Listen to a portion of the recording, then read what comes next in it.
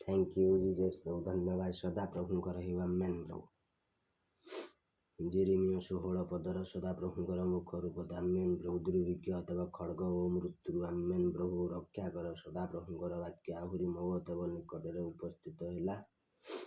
ଦୁଇ ବାକ୍ୟ ଯଥା ଅଥବା ତୁମ୍ଭେ ଏହି ସ୍ଥାନରେ ବିବାହ କରିବ ନାହିଁ ଅଥବା କିମ୍ବା ପୁତ୍ର କନ୍ୟା ଜାତ କରିବ ନାହିଁ। ଥ୍ୟାଙ୍କ ୟୁ ଜିଜସ୍ ପ୍ରଭୁ। ତିନି ବାକ୍ୟ କାରଣ ଏହି ସ୍ଥାନରେ ଜାତ ପୁତ୍ର ଓ କନ୍ୟାଗଣ ବିଷୟରେ ଓ ଏହି ଦେଶରେ ସେମାନଙ୍କର ପ୍ରସବକାରିଣୀ ମାତାମାନଙ୍କ ବିଷୟରେ ଅଥବା ଆଉ ସେମାନଙ୍କ ଜନ୍ମଦାତା ପିତୃଗଣ ବିଷୟରେ ସଦାପ୍ରଭୁ ଏହି କଥା କହନ୍ତି। ଥ୍ୟାଙ୍କ ୟୁ ଜିଜସ୍ ପ୍ରଭୁ। ଚାରି ବାକ୍ୟ ସେମାନେ ଅତି ଯନ୍ତ୍ରଣାଦାୟକ ମୃତ୍ୟୁରେ ପ୍ରାଣତ୍ୟାଗ କରିବେ ଅଥବା ସେମାନଙ୍କ ନିମନ୍ତେ ବିଳାପ କରାଯିବ ନାହିଁ ଅଥବା କିମ୍ବା ସେମାନଙ୍କୁ କବର ଦିଆଯିବ ନାହିଁ ଅଥବା ସେମାନେ ଭୂମି ଉପରେ ଖତ ପରି ହେବେ ଅଥବା ସେମାନେ ଖଡ଼୍ଗ ଓ ଦୁର୍ଭିକ୍ଷ ଅଥବା ଦ୍ୱାରା ସଂହାରିତ ହେବେ ଅଥବା ପୁଣି ଅଥବା ସେମାନଙ୍କର ଶବ ଆକାଶ ପକ୍ଷୀଗଣ ଓ ଭୂଚର ପଶୁଗଣ ଖାଦ୍ୟ ହେବ। ଖ୍ରୀଷ୍ଟ ଉଦ୍ଧାରକର ପିତାଜୀ। ଗୀତ 83:10 ଖ୍ରୀଷ୍ଟ ଗୀତ 79:2 ଆମେନ୍ ପ୍ରଭୁ। ପାଞ୍ଚ ବାକ୍ୟ କାରଣ ସଦାପ୍ରଭୁ ଏହି କଥା କହନ୍ତି ଅଥବା ଶୋକ ଗୃହରେ ପ୍ରବେଶ କର ନାହିଁ କିମ୍ବା ସେମାନଙ୍କ ପାଇଁ ବିଳାପ ଅଥବା କ୍ରନ୍ଦନ କରିବା ପାଇଁ ଯାଅ ନାହିଁ ଅଥବା କାରଣ ସଦାପ୍ରଭୁ କହନ୍ତି ଅଥବା ଆମ୍ଭେ ଏହି ଲୋକମାନଙ୍କ ଠାରୁ ଆମ୍ଭର ଶାନ୍ତି ଓ ସ୍ନେହପୂର୍ଣ୍ଣ କରୁଣା ଓ ଦୟା ହରଣ କରିଅଛୁ ଆମେନ୍ ପ୍ରଭୁ। ଜିହି 24:17-22-23 ଆମେନ୍ ପ୍ରଭୁ। ଛଅ ବାକ୍ୟ ଏହି ଦେଶରେ ମହାନ ଓ କ୍ଷୁଦ୍ର ଉଭୟ ଲୋକ ମରିବେ ଅଥବା ସେମାନଙ୍କୁ କବର ଦିଆଯିବ ନାହିଁ ଅଥବା ଲୋକେ ସେମାନଙ୍କ ନିମନ୍ତେ ବିଳାପ କରିବେ ନାହିଁ କିମ୍ବା ସେମାନଙ୍କ ନିମନ୍ତେ ଆପଣା ଅଙ୍ଗରେ ଅସ୍ତ୍ରାଘାତ ଅଥବା ମସ୍ତକ ମୁଣ୍ଡନ କରିବେ ନାହିଁ। ତୁମରି ଇଚ୍ଛା ପୂର୍ଣ୍ଣ ହେଉ। ସାତ ବାକ୍ୟ କିମ୍ବା ମୃତ ଲୋକମାନଙ୍କ ନିମନ୍ତେ ଶୋକକାରୀମାନଙ୍କୁ ସାନ୍ତ୍ୱନା କରିବା ପାଇଁ ଲୋକେ ରୁଟି ଭାଙ୍ଗିବେ ନାହିଁ ଅଥବା ଆପଣା ପିତା ଓ ମାତାର ନିମନ୍ତେ ପାନ କରିବା ପାଇଁ ସାନ୍ତ୍ୱନା ସୂଚକ ପାତ୍ର ଦେବେ ନାହିଁ। ଥ୍ୟାଙ୍କ ୟୁ ଜିଜସ୍ ପ୍ରଭୁ। ଆଠ ବାକ୍ୟ ପୁଣି ଅଥବା ତୁମ୍ଭେ ଭୋଜନ ପାନ କରିବା ନିମନ୍ତେ ସେମାନଙ୍କ ସଙ୍ଗେ ବସିବା ପାଇଁ କୌଣସି ଭୋଜି ଗୃହକୁ ଯିବ ନାହିଁ। ନଅ ବାକ୍ୟ କାରଣ ସୈନ୍ୟ ଅଧିପତି ସଦାପ୍ରଭୁ ଇସ୍ରାଏଲ ପରମେଶ୍ୱର ଏହି କଥା କହନ୍ତି ଅଥବା ଦେଖ ଅଥବା ଆମ୍ଭେ ତୁମ୍ଭମାନଙ୍କ ଦୃଷ୍ଟିଗୋଚରରେ ଓ ତୁମ୍ଭମାନଙ୍କ ସମୟରେ ଏହି ସ୍ଥାନରୁ ଆମୋଦ ପ୍ରମୋଦ ଧ୍ୱନି ଓ ଆନନ୍ଦ ଧ୍ୱନି ଅଥବା ବରର ରବ ଓ କନ୍ୟାର ରବ ନିବୃତ୍ତ କରାଇବା। ପ୍ରକା 18:23 ଆମେନ୍ ପ୍ରଭୁ। ଦଶ ବାକ୍ୟ ଆଉ ଅଥବା ତୁମ୍ଭେ ଏହିସବୁ କଥା ଏ ଲୋକମାନଙ୍କ ନିକଟରେ ଯେତେବେଳେ ପ୍ରକାଶ କରିବ ଓ ସେମାନେ ତୁମ୍ଭକୁ କହିବେ ଅଥବା ସଦାପ୍ରଭୁ କାହିଁକି ଏହିସବୁ ମହା ଅମଙ୍ଗଳ କଥା ଆମ୍ଭମାନଙ୍କ ବିରୁଦ୍ଧରେ କହିଅଛନ୍ତି? ପୃଷ୍ଠପୋଷ ଆମ୍ଭମାନଙ୍କର ଅପରାଧ କି? ପୃଷ୍ଠପୋଷ ଆମ୍ଭେମାନେ ସଦାପ୍ରଭୁ ଆମ୍ଭମାନଙ୍କର ପରମେଶ୍ୱରଙ୍କ ବିରୁଦ୍ଧରେ କି ପାପ କରିଅଛୁ? ପାପରୁ ସୂଚୀକର, ଭୁଲରୁ କ୍ଷମା ଦିଅ ଆମେନ୍ ପ୍ରଭୁ। ଦିବି 29:24 ଆମେନ୍ ପ୍ରଭୁ। 11 ବାକ୍ୟ ତହିଁରେ ତୁମ୍ଭେ ସେମାନଙ୍କୁ କହିବ ଅଥବା ସଦାପ୍ରଭୁ କହନ୍ତି ଅଥବା ତୁମ୍ଭମାନଙ୍କ ପିତୃପୁରୁଷମାନେ ଆମ୍ଭକୁ ପରିତ୍ୟାଗ କରିଅଛନ୍ତି ଅଥବା ପୁଣି ଅନ୍ୟ ଦେବଗଣର ପଶ୍ଚାତଗମନ କରି ସେମାନଙ୍କର ସେବା କରିଅଛନ୍ତି ଓ ସେମାନଙ୍କର ପୂଜା କରିଅଛନ୍ତି ଅଥବା ଆଉ ଆମ୍ଭକୁ ପରିତ୍ୟାଗ କରି ଆମ୍ଭର ବ୍ୟବସ୍ଥା ପାଳନ କରିନାହାନ୍ତି। ସତ୍ୟ ଅଟେ ପିତାଜୀ ଆମେନ୍ ପ୍ରଭୁ। 12 ବାକ୍ୟ ପୁଣି ଅଥବା ତୁମ୍ଭେମାନେ ତୁମ୍ଭମାନଙ୍କର ପିତୃପୁରୁଷଗଣର ଅପେକ୍ଷା ଅଧିକ ମନ୍ଦ ଆଚରଣ କରିଅଛ ଅଥବା କାରଣ ଦେଖ ଅଥବା ତୁମ୍ଭେମାନେ ପ୍ରତ୍ୟେକେ ଆପଣା ଦୁଷ୍ଟ ଅନ୍ତଃକରଣ ଓ ବାଧ୍ୟତା ଅନୁସାରେ ଆଚରଣ କରୁଅଛ ଅଥବା ଆମ୍ଭ ବାକ୍ୟରେ ଅବଧାନ କରୁନାହଁ, ଅବଧାନ କରୁଅଛି ଆମେନ୍ ପ୍ରଭୁ। 13 ବାକ୍ୟ ହେତୁ ଆମ୍ଭେ ତୁମ୍ଭମାନଙ୍କୁ ଏହି ଦେଶରୁ ଅଥବା ତୁମ୍ଭମାନଙ୍କର ଓ ତୁମ୍ଭମାନଙ୍କ ପିତୃପୁରୁଷଗଣର ଅଜ୍ଞାତ ଏକ ଦେଶରେ ନିକ୍ଷେପ କରିବା ଅଥବା ସେଠାରେ ତୁମ୍ଭେମାନେ ଦିବାରାତ୍ର ଅନ୍ୟ ଦେବଗଣର ସେବା କରିବ ଅଥବା କାରଣ ଆମ୍ଭେ ତୁମ୍ଭମାନଙ୍କୁ କିଛି ମାତ୍ର ଅନୁଗ୍ରହ କରିବା ନାହିଁ। ଜିରି 15:14 ବୁଝିଲି ପିତାଜୀ, ତୁମେ ହିଁ ମୋର ପ୍ରଭୁ ଅଟ ଆମେନ୍ ପ୍ରଭୁ। मेरे पास मेरी पवित्र आत्मा है। କାଠ ପଥର ବାଲ ଦେବଗଣ ପୂଜକ ଦୁର୍ଭାଗ୍ୟ ଆମେନ୍ ପ୍ରଭୁ।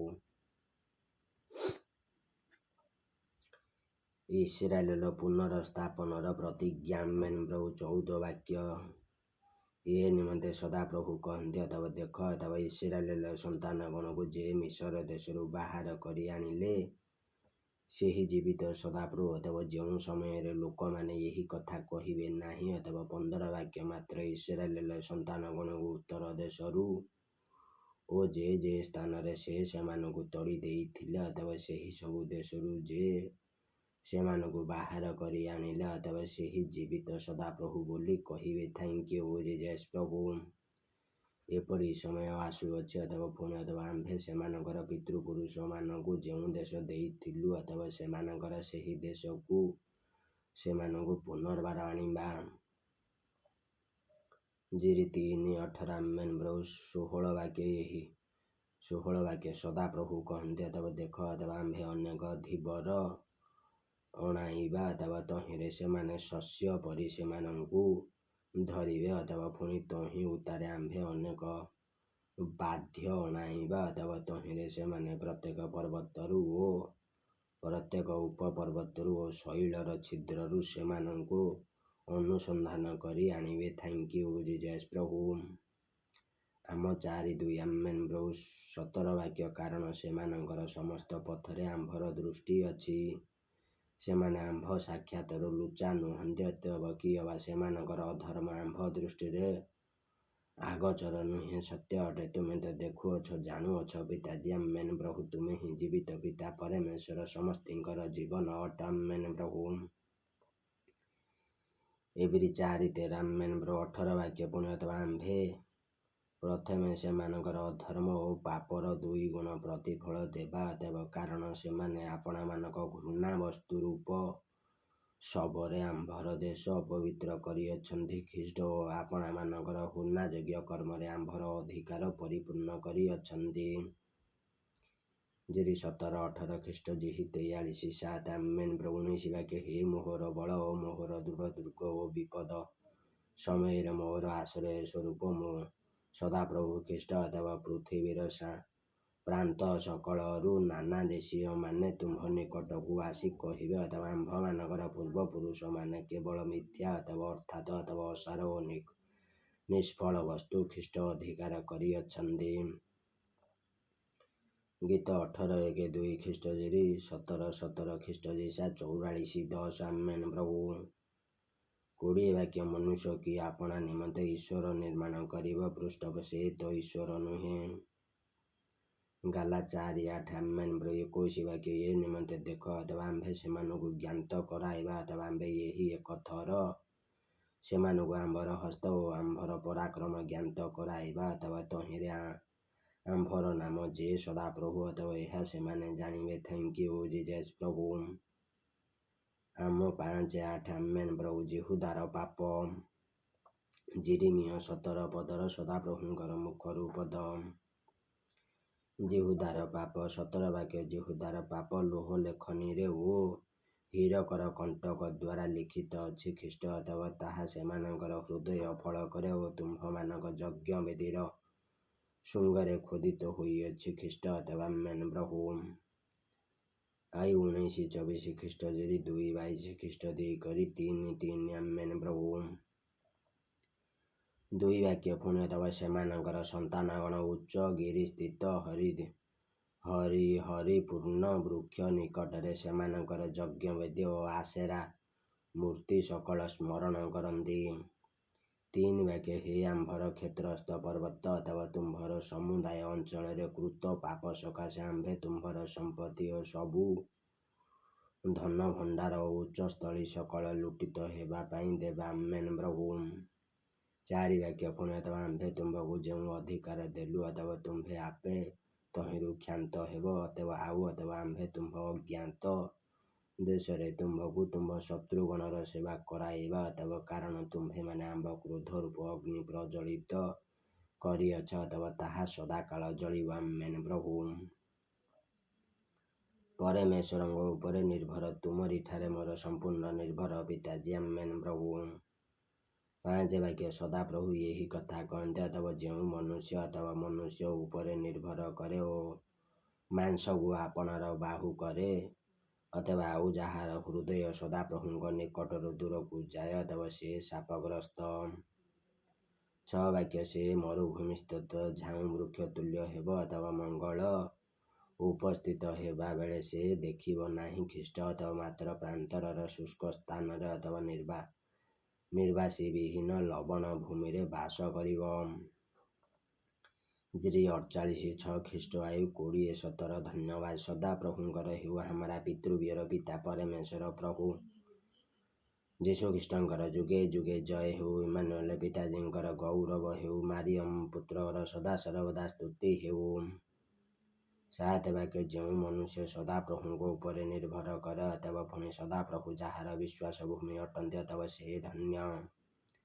ଯିଶା 30:18 ଆମେନ୍ ବ୍ରୋ 8 ବାକ୍ୟ କାରଣ ସେ ଜଳ ନିକଟରେ ରୋପିତ ଓ ନଦୀ କୂଳରେ ବିସ୍ତୃତ ମୂଳ ବୃକ୍ଷ ତୁଲ୍ୟ ହେବ ଓ ଗ୍ରୀଷ୍ମ ଉପସ୍ଥିତ ହେବା ବେଳେ ସେ ଭୟ କରିବ ନାହିଁ ଅଥବା ମାତ୍ର ତାହାର ପତ୍ର ସତେଜ ହେବ ଅଥବା ଅନାବୃଷ୍ଟିର ବର୍ଷରେ ସେ ଚିନ୍ତିତ ହେବ ନାହିଁ ଅଥବା ଅକାଳ ତାହାର ଫଳ ଫଳିବାର ନିବୃତ୍ତ ହେବ ନାହିଁ। ଥ୍ୟାଙ୍କ ୟୁ ଜିଜସ୍ ପ୍ରଭୁ। ଗୀତ 1-3 ଆମେନ୍ ବ୍ରୋ 9 ବାକ୍ୟ ଅନ୍ତଃକରଣ ସବୁଠାରୁ କପଟମୟ ଓ ଅବତ୍ରିକ ରାଜ୍ୟ ରୂପେ ପୀଡ଼ିତ ଅଥବା କିଏ ତାହା ଜାଣିପାରେ? ତୁମେ ହିଁ ଅନ୍ତରାଳୟର ପ୍ରଭୁ ପିତୃବ୍ୟର ପିତା ପରମେଶ୍ୱର ଜୀବିତ ଈଶ୍ୱର ଜଗଦ୍ଗୁରୁ ସୃଷ୍ଟିକର୍ତ୍ତା ଅଟ। 10 ବାକ୍ୟ ଆମ୍ଭେ ସଦାପ୍ରଭୁ ଅଥବା ପ୍ରତ୍ୟେକ ମନୁଷ୍ୟକୁ ତାହାର ଆଚରଣ ଅନୁସାରେ ତାହାର କର୍ମର ଫଳ ଦେବା ପାଇଁ ଅଥବା ଅନ୍ତଃକରଣ ଅନୁସନ୍ଧାନ କରୁ ଅଥବା ଆମ୍ଭେ ମର୍ମ ପରୀକ୍ଷା କରୁ। ଖ୍ରୀଷ୍ଟ ସତ୍ୟ ଅଟେ ପିତାଜୀ। ରୋମୀ 2:6 ଖ୍ରୀଷ୍ଟ ପ୍ରକାଶ 2:23 ଆମେନ୍ ପ୍ରଭୁ।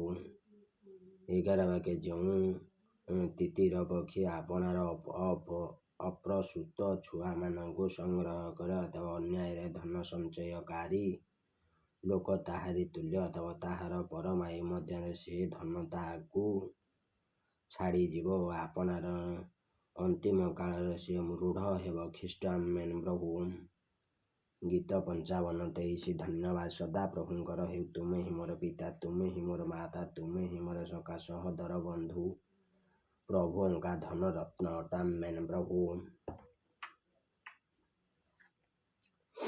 12 ବାକ୍ୟ ଆଦିକାଳରୁ ଊର୍ଦ୍ଧ୍ୱରେ ସ୍ଥାପିତ ଗୌରବମୟ ସିଂହାସନ ଅଥବା ଆମ୍ଭମାନଙ୍କର ଧର୍ମଧାମ ଅଟେ। ଆମେନ୍ ପ୍ରଭୁ। 13 ବାକ୍ୟ ହେ ଇସ୍ରାଏଲର ପ୍ରତ୍ୟାଶା ଭୂମି ସଦାପ୍ରଭୁ ଅଥବା ଯେଉଁମାନେ ତୁମ୍ଭକୁ ପରିତ୍ୟାଗ କରନ୍ତି ଅଥବା ସେ ସମସ୍ତେ ଲଜ୍ଜିତ ହେବେ। ଖ୍ରୀଷ୍ଟ ଅଥବା ଯେଉଁମାନେ ମୋ ଅଥବା ନିକଟରୁ ପ୍ରସ୍ଥାନ କରନ୍ତି ଅଥବା ସେମାନଙ୍କର ନାମ ଧୂଳିରେ ଲିଖିତ ହେବ। ଖ୍ରୀଷ୍ଟ ଅଥବା କାରଣ ସେମାନେ ଅମୃତ ଜଳର ନିର୍ଝର ସ୍ୱରୂପ ଖ୍ରୀଷ୍ଟ ସଦାପ୍ରଭୁଙ୍କୁ ତ୍ୟାଗ କରିଅଛନ୍ତି। Thank you Jesus. କ୍ଷମା ଦିଅ ସମସ୍ତେ ତୁମରି ପଥରେ ଫେରନ୍ତୁ। 14:8 ଖ୍ରୀଷ୍ଟ ଯିଶା 1:28 ଖ୍ରୀଷ୍ଟ ଲୁକ 10:20 ଖ୍ରୀଷ୍ଟ 2:13 ଆମେନ୍ ପ୍ରଭୁ। 14 ବାକ୍ୟର ସଦାପ୍ରଭୁଙ୍କର ମୁଖରୂପଦ ସଦାପ୍ରଭୁଙ୍କ ସାହାଯ୍ୟ ଭିକ୍ଷା। ହେ ସଦାପ୍ରଭୁ ଅଥବା ମୋତେ ସୁସ୍ଥ କର ଅଥବା ତହିଁରେ ମୁଁ ସୁସ୍ଥ ହେବି ଅଥବା ମୋତେ ପରିତ୍ରାଣ କର ଅଥବା ତହିଁରେ ମୁଁ ପରିତ୍ରାଣ ପାଇବି ଅଥବା କାରଣ ତୁମ୍ଭେ ମୋହର ପ୍ରଶଂସା ଭୂମି। 10:21 ଆମେନ୍ ପ୍ରଭୁ। 15 ବାକ୍ୟ ଦେଖ ଅଥବା ସେମାନେ ମୋତେ କହନ୍ତି ଅଥବା ସଦାପ୍ରଭୁଙ୍କର ବାକ୍ୟ କାହିଁ ତାହା ଏବେ ଉପସ୍ଥିତ ହେଉ। ଯିଶା 5:19 ଆମେନ୍ ପ୍ରଭୁ। 16 ବାକ୍ୟ ମୁଁ ତ ତୁମ୍ଭ ପଛେ ପଛେ ମେଷପାଳକର କାର୍ଯ୍ୟ କରିବାରୁ ବିମୁଖ ହେବା ପାଇଁ ବେଗଗାମୀ ହୋଇନାହିଁ ଅଥବା କିଏ ବା ସେହି ଅମଙ୍ଗଳର ଦିନ ଚାହିଁ ନାହିଁ ଅଥବା ତୁମ୍ଭେ ଜାଣୁଅଛ ଅଥବା ମୋ ଅଥବା ଓଠରୁ ଯାହା ନିର୍ଗତ ହେଲା ଅଥବା ତାହା ତୁମ୍ଭ ସମ୍ମୁଖରେ ଥିଲା। 1:4 ଆମେନ୍ ପ୍ରଭୁ। 17 ବାକ୍ୟ ମୋ ଅଥବା ପ୍ରତି ତ୍ରାସଜନକ ହୁଅ ନାହିଁ ଅଥବା ବିପଦ ଦିନରେ ତୁମ୍ଭେ ମୋହର ଆଶ୍ରୟ ଅଟ। 18 ବାକ୍ୟ ଯେଉଁମାନେ ମୋତେ ତାଡ଼ନା କରନ୍ତି ଅଥବା ସେମାନେ ଲଜ୍ଜିତ ହୁଅନ୍ତୁ ଅଥବା ମାତ୍ର ମୋତେ ଲଜ୍ଜିତ ହେବାକୁ ଦିଅ ନାହିଁ। ଖ୍ରୀଷ୍ଟ ଅଥବା ସେମାନେ ନିରାଶ ହୁଅନ୍ତୁ ଅଥବା ମାତ୍ର ମୋତେ ନିରାଶ ହେବାକୁ ଦିଅ ନାହିଁ ଅଥବା ସେମାନଙ୍କ ଉପରେ ଅମଙ୍ଗଳର ଦିନ ଆଣ ଓ ଦ୍ୱିଗୁଣ ବିନାଶରେ ସେମାନଙ୍କୁ ବିନାଶ କର। ଖ୍ରୀଷ୍ଟ ଆମେନ୍ ପ୍ରଭୁ।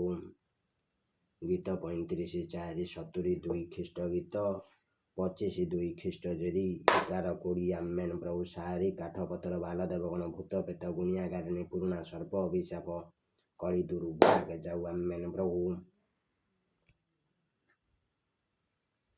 ବିଶ୍ରାମ ବାରର ବିଧି ପାଳନ 19 ପଦର ସଦାପ୍ରଭୁଙ୍କର ମୁଖରୁ ବାକ୍ୟ। ସଦାପ୍ରଭୁ ମୋତେ ଏହି କଥା କହିଲେ, ଅତଏବ ଯେହୁଦାର ରାଜଗଣ ଯେଉଁ ଦ୍ୱାର ଦେଇ ଭିତରେ ଯାଆନ୍ତି ଓ ବାହାରେ ଆସନ୍ତି, ଲୋକମାନଙ୍କ ସନ୍ତାନଗଣ ସେହି ଦ୍ୱାରରେ ଓ ଜେରୁସାଲେମର ସକଳ ଦ୍ୱାରରେ ଯାଇ ଠିଆ ହୁଅ। 20 ବାକ୍ୟ। ଆଉ ଅତଏବ ସେମାନଙ୍କୁ କୁହ, ଅତଏବ ହେ ଯେହୁଦାର ରାଜଗଣ, ଅତଏବ ହେ ସମୁଦାୟ ଯେହୁଦା ଓ ହେ ଜେରୁସାଲେମର ନିବାସୀ ସମସ୍ତେ, ଅତଏବ ତୁମ୍ଭେମାନେ ଯେତେ ଲୋକ ଏହି ସବୁ ଦ୍ୱାର ଦେଇ ପ୍ରବେଶ କରିଥାଅ, ତୁମ୍ଭେମାନେ ସଦାପ୍ରଭୁଙ୍କର ବାକ୍ୟ ଶୁଣ। ଜେରି 19:3-4 ଆମେନ୍ ପ୍ରଭୁ ଶୁଣୁଅଛି ସଦାପ୍ରଭୁ ତୁମରି ବାକ୍ୟ ଆମେନ୍ ପ୍ରଭୁ। 21 ବାକ୍ୟ। ସଦାପ୍ରଭୁ ଏହି କଥା କହନ୍ତି, ଅତଏବ ତୁମ୍ଭେମାନେ ଆପଣା ଆପଣା ବିଷୟରେ ସାବଧାନ ହୁଅ ଓ ବିଶ୍ରାମ ଦିନରେ କୌଣସି ଭାର ବହ ନାହିଁ। ଅତଏବ କିଏ ବା ଜେରୁସାଲେମର ଦ୍ୱାର ଦେଇ ତାହା ଭିତରକୁ ଆଣ ନାହିଁ। ଦିବି 13:19 ଆମେନ୍ ପ୍ରଭୁ 22 ବାକ୍ୟ। ଅଥବା ବିଶ୍ରାମ ଦିନରେ ଆପଣା ଆପଣା ଗୃହରୁ କୌଣସି ବୋଝ ବାହାର କରି ନିଅ ନାହିଁ। ଅତଏବ କିଏ ବା ତୁମ୍ଭେମାନେ କୌଣସି କାର୍ଯ୍ୟ କର ନାହିଁ, ଅତଏବ ମାତ୍ର ତୁମ୍ଭେମାନେ ବିଶ୍ରାମ ଦିନକୁ ପବିତ୍ର ରୂପେ ପାଳନ କର। ତୁମରି ଇଚ୍ଛା ପୂର୍ଣ୍ଣ ହେଉ। ଅତଏବ ଆମ୍ଭେ ତୁମ୍ଭମାନଙ୍କର ପିତୃପୁରୁଷମାନଙ୍କୁ ଏହି ରୂପ ଆଜ୍ଞା କରିଥିଲୁ, ତୁମରି ଇଚ୍ଛା ପୂର୍ଣ୍ଣ ହେଉ। ଯାତ୍ରା 28:31-13 ଆମେନ୍ ପ୍ରଭୁ 23 ବାକ୍ୟ। ମାତ୍ର ସେମାନେ ମନୋଯୋଗ କଲେ ନାହିଁ, କିଏ ବା କର୍ଣ୍ଣପାତ କଲେ ନାହିଁ, ଅତଏବ ବରଞ୍ଚ ନ ଶୁଣିବା ପାଇଁ ଓ ଶିକ୍ଷା ଗ୍ରହଣ ନ କରିବା ପାଇଁ ଆପଣା ଆପଣା ଗ୍ରାବୀ ଶକ୍ତ କଲେ। ବୁଝିଲି ପିତାଜୀ। 24 ବାକ୍ୟ। ପୁଣି ଅତଏବ ସଦାପ୍ରଭୁ କହନ୍ତି, ଅତଏବ ତୁମ୍ଭେମାନେ ଯେବେ ଯତ୍ନପୂର୍ବକ ଆମ୍ଭ କଥାରେ ମନୋଯୋଗ କରି ବିଶ୍ରାମ ବାରରେ ଏହି ନଗର ଦ୍ୱାର ଦେଇ କୌଣସି ବୋଝ ଭିତରକୁ ନ ଆଣ ଓ ସେହି ଦିନ କୌଣସି କାର୍ଯ୍ୟ ନ କରି ବିଶ୍ରାମ ଦିନକୁ ପବିତ୍ର ରୂପେ ପାଳନ କର, ଖ୍ରୀଷ୍ଟ ତୁମରି ଇଚ୍ଛା ପୂର୍ଣ୍ଣ ହେଉ। ଜେରି 11:4-5 26:3 ଖ୍ରୀଷ୍ଟଯାତ୍ରା 16:23-30 28:10 25 ବାକ୍ୟ। ତେବେ ଦାଉଦଙ୍କ ସିଂହାସନରେ ଉପବିଷ୍ଟ ରାଜଗଣ ଅଧିପତିଗଣର ରଥରେ ଓ ଅଶ୍ୱରେ ଚଢ଼ି, ଅତଏବ ସେମାନେ ଓ ସେମାନଙ୍କ ଅଧିପତିମାନେ, ଅତଏବ ଯେହୁଦାର ଲୋକମାନେ ଓ ଜେରୁସାଲେମର ନିବାସୀମାନେ ଏହି ନଗର ଦ୍ୱାର ଦେଇ ପ୍ରବେଶ କରିବେ ଓ ଏହି ନଗର ସଦାକାଳ ରହିବ, ତୁମରି ଇଚ୍ଛା ପୂର୍ଣ୍ଣ ହେଉ। ଜେରି 22:4 ଆମେନ୍ ପ୍ରଭୁ 26 ବାକ୍ୟ। ପୁଣି ଅତଏବ ଲୋକମାନେ ଯେହୁଦାର ନଗର ସମୂହରୁ, ଅତଏବ ଜେରୁସାଲେମର ଚତୁର୍ଦିଗସ୍ଥିତ ଅଞ୍ଚଳରୁ, ଅତଏବ ବେନ୍ୟାମୀନ ଦେଶରୁ ଓ ନିମ୍ନ ଭୂମିରୁ ଓ ପର୍ବତୀୟ ଦେଶରୁ ଓ ଦକ୍ଷିଣ ଦେଶରୁ ହୋମବଳି ଅଥବା ନୈବେଦ୍ୟ ଓ କୁନ୍ଦୁରୁ ନେଇ, ଅଥବା ଆଉ ପ୍ରଶଂସାର୍ଥକ ବଳି ଘେନି ସଦାପ୍ରଭୁଙ୍କ ଗୃହକୁ ଆସିବେ, ତୁମରି ଇଚ୍ଛା ପୂର୍ଣ୍ଣ ହେଉ। 27 ବାକ୍ୟ। ମାତ୍ର ଯେବେ ତୁମ୍ଭେମାନେ ଆମ୍ଭ ବାକ୍ୟରେ ଅବଧାନ ନ କରି ବିଶ୍ରାମ ଦିନକୁ ପବିତ୍ର ରୂପେ ପାଳନ ନ କର ଓ ବିଶ୍ରାମ ଦିନରେ ବୋଝ ବହି ଜେରୁସାଲେମ ଦ୍ୱାରରେ ପ୍ରବେଶ କର, ଅତଏବ ତେବେ ଆମ୍ଭେ ତହିଁ ଦ୍ୱାର ସମୂହରେ ଅଗ୍ନି ଜଳାଇବା। ଅତଏବ ପୁଣି ତାହା ଜେରୁସାଲେମର ଅଟ୍ଟାଳିକା ସକଳ ଗ୍ରାସ କରିବ ଓ ତାହା ନିର୍ବାଣ ନୋହିବ, ତୁମରି ଇଚ୍ଛା ପୂର୍ଣ୍ଣ ହେଉ। ଆମେନ୍ ପ୍ରଭୁ। ଥ୍ୟାଙ୍କ ୟୁ ଜିଜସ୍ ପ୍ରଭୁ।